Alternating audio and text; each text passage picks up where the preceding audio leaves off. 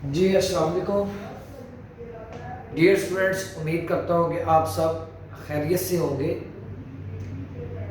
आज जिस टॉपिक को हम डिस्कस करेंगे वह है inclination of a line.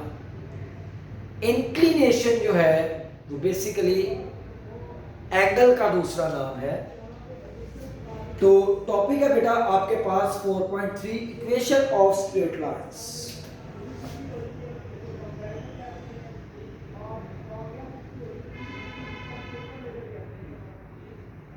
Equation of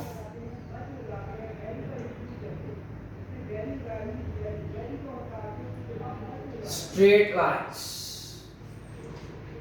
अब इक्वेशन ऑफ स्ट्रेट लाइंस में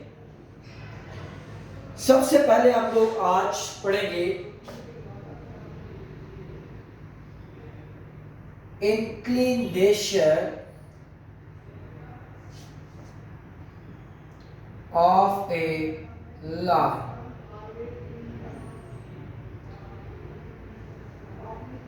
इंक्लिनेशन का मतलब बेसिकली एंगल होता है।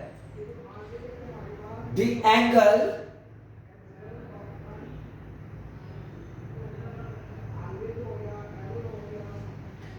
फॉर एग्जांपल वो एंगल अल्फा है,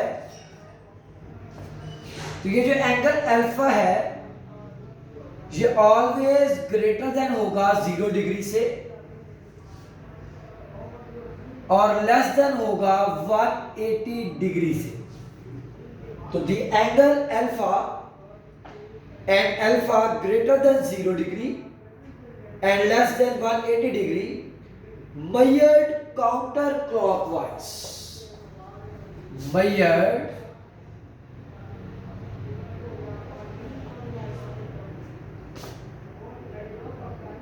counterclockwise। काउंटर से मुराद ये है कि एंटी क्लॉकवाइज। काउंटर क्लॉकवाइज से क्या मुराद है बेटा? Anti clockwise. From positive X axis, from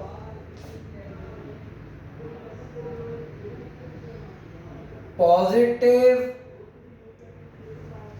x-axis to a non-horizontal straight line L, to a non-horizontal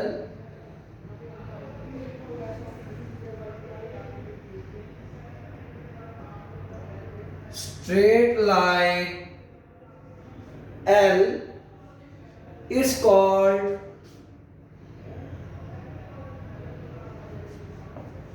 inclination of L। अब डियर स्टूडेंट्स गौर से देखिएगा कि आपके सामने ये एक फिगर ड्रॉ कर रहा हूं।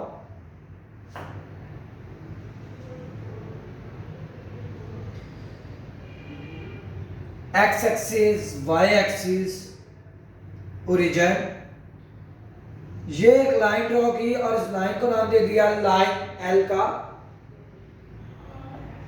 और इनके दरमियान जो एंगल बन रहा है वो है एंगल अल्फा, और इसकी जो मैंने डायरेक्शन रखी है ये एंटी क्लॉकवाइज रखी है, जिसको आप काउंटर क्लॉकवाइज भी कह सकते हैं।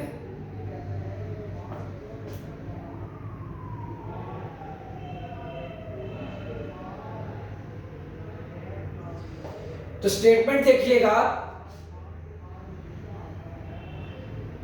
Inclination of a line, the angle alpha, alpha is greater than 0 degree and less than 180 degree, measured counter clockwise यानी anti clockwise from positive X axis. तो ये देखिए बेटा, ये आपके पास पॉजिटिव एक्स एक्सिस है पॉजिटिव एक्स एक्सिस की जानिब इसको एंटी क्लॉकवाइज यानी काउंटर क्लॉकवाइज मेजर की जा रहा है to a non horizontal line. ये हॉरिजॉन्टल लाइन नहीं है बल्कि क्या है, नॉन हॉरिजॉन्टल लाइन है।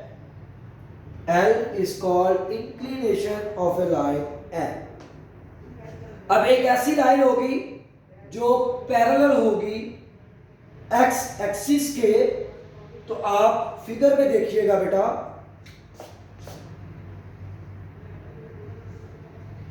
Same as it is X axis, Y axis, origin. ये आपके पास एक लाइन L। अब ये जो लाइन L है ये आपके पास पैरेलल है एक्स एक्सिस के।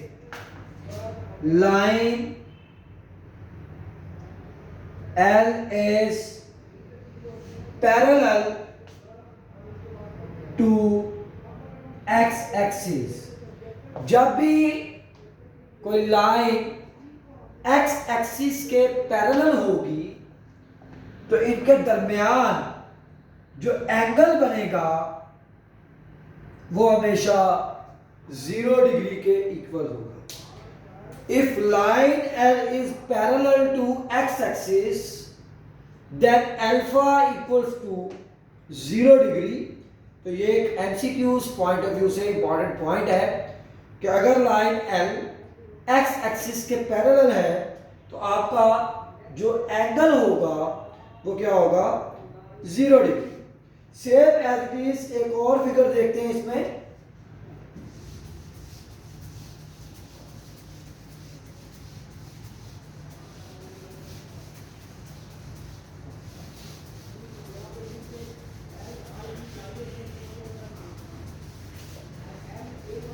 एक और आप फिगर देखें कि आपके पास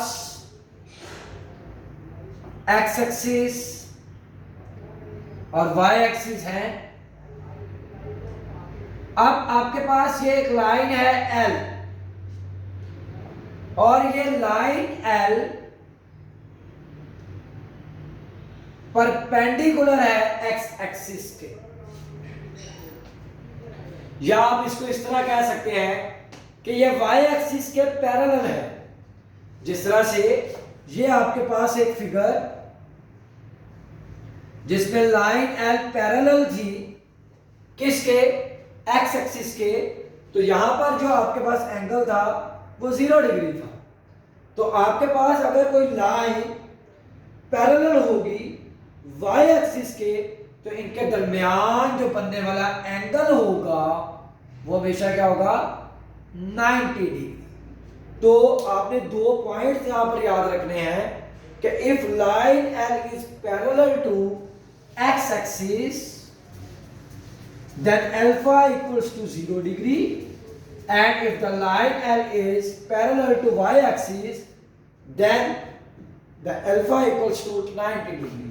तो ये एक नोट है बेटा, इसके हवाले से मैं दोनों पॉइंट्स आपको लिखवा देता हूं कि if L is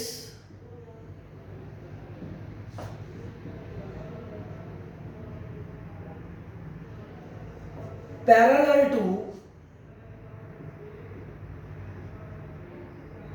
x axis then alpha equals to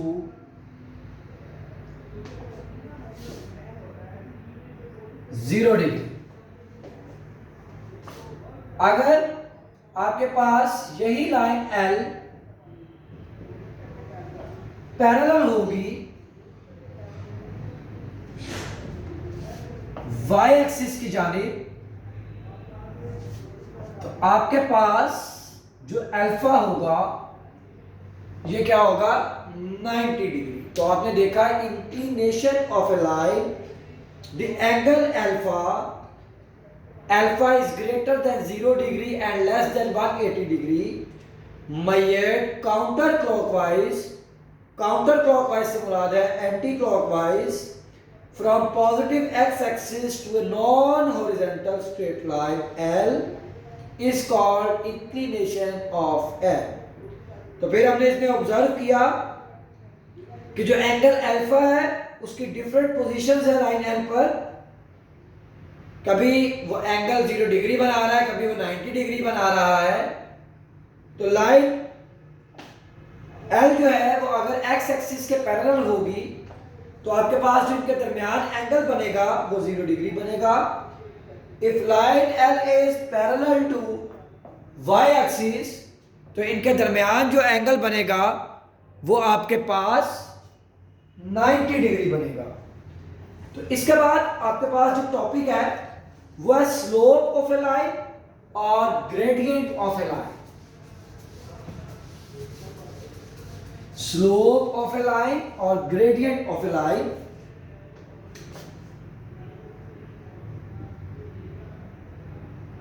slope of a line,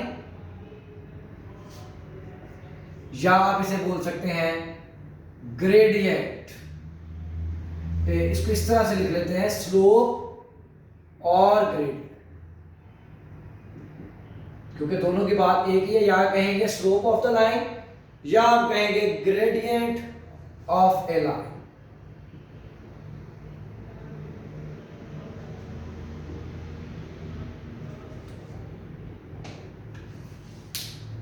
When we walk on an inclined plane, we cover horizontal distance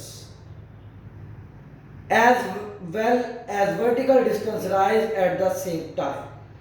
होता क्या है बेटा कि स्लाइड है, जो बच्चे स्लाइड लेते हैं, झूला जो है बच्चों का, इस पे जब आप डिस्टेंस कवर कर रहे होते हैं, जब चढ़ रहे होते हैं, जब आप इसकी तरफ चढ़ रहे होते हैं तो आपके पास हॉरिजॉन्टल डिस्टेंस कवर हो रहा होता है, और आहिस्ता आहिस्ता आप क्या करते हैं कि ऊपर की जानिब चले जाते हैं, यानी वर्टिकल डिस्टेंस को भी एट द सेम टाइम आप क्या करते हैं, कवर करते हैं। तो बेसिकली जो स्लोप है इसको जो डिनोट किया जाता है ये स्मॉल m से किया जाता है, और इसका फार्मूला होता है राइज ओवर रन। यानी जिस तरह आप उस पर चढ़ रहे हैं उस तरह आप ऊपर भी जाते जा रहे हैं। हॉरिजॉन्टल डिस्टेंस को कवर करने के साथ साथ आप वर्टिकल डिस्टेंस को भी कवर कर रहे हैं। And also we know that जो वर्टिकल डिस्टेंस होता है बेटा ये y होता है, और जो हॉरिजॉन्टल डिस्टेंस होता है ये आपके पास क्या होता है, x। और y ओवर x को आप क्या लिखते हैं, टेंजेंट ऑफ अल्फा। तो लिहाजा आपके पास जो स्लोप ऑफ ए लाइन है या ग्रेडियंट ऑफ ए लाइन है ये क्या, rise over run equals to y over x equals to tangent alpha. In analytic geometry slope or gradient m of a non-vertical straight line with alpha as its inclination is defined by m equals to tangent alpha। यानी मैंने क्या बोला कि इन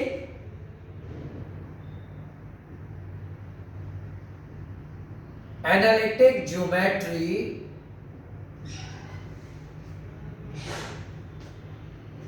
slope और gradient, slope और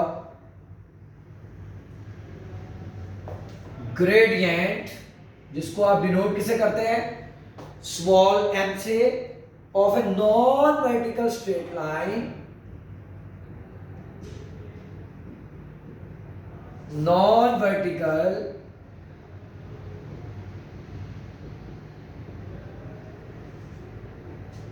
straight line with alpha as its inclination, with alpha as its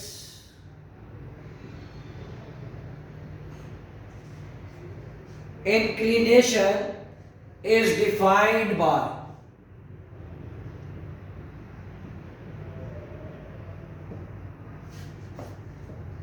m equals to tangent alpha. If the line L is horizontal, then its slopes is 0. ये आपके पास note है, if line L is horizontal, देखिए अगर line आपके पास horizontal होगी then its slopes is 0, then its slopes is 0. क्यों? Because alpha वहां क्या होगा 0 डिग्री। आपके पास फार्मूला क्या होता है m equal to tangent alpha, तो आप अल्फा की जगह 0 पुट करें तो tan 0 क्या आ जाएगा 0। तो ये बात याद रखिएगा, जब भी आपके पास कोई लाइन हॉरिजॉन्टल होगी then its slopes will be 0 because वहां आपके पास जो एंगल होगा वो 0 डिग्री के इक्वल होगा। दूसरी बात, if line is vertical then its slope is and undefined. If line L is vertical then its slope is undefined। अब क्यों अनडिफाइंड होगी? बिकॉज वहां अल्फा क्या होगा 90 डिग्री। फार्मूला क्या होता है m equals to tangent alpha. Alpha की जगह आप क्या पुट कर देंगे 90 डिग्री। टेंजेंट 90 का आंसर नहीं होता, इसलिए ये हमारे पास क्या होता है अनडिफाइंड होता है। तो इस तरह से बेटा जी आप किसी भी लाइन की स्लोप फाइंड करेंगे, किसी भी लाइन के ग्रेडियंट जो है वो फाइंड आउट करेंगे। और आपने देखा कि इंक्लिनेशन ऑफ द लाइन क्या होता है। तो बेटा ये 4.3 मोस्ट इंपॉर्टेंट एक्सरसाइज है शॉर्ट क्वेश्चंस और लॉन्ग क्वेश्चंस के रिस्पेक्ट। तो आपको इंक्लिनेशन ऑफ अ लाइन और स्लोप और ग्रेडियंट ऑफ अ लाइन के मुताबिक इस एक्सरसाइज में इस लेक्चर में आपको बता दिया गया है। इंशाअल्लाह नेक्स्ट लेक्चर में जो है मजीद कॉन्सेप्ट के साथ मजीद एक्सरसाइज के साथ जो है हम डिस्कस करेंगे। थैंक यू सो मच बेटा, अपना बहुत सा ख्याल रखिएगा। अल्लाह हाफिज़।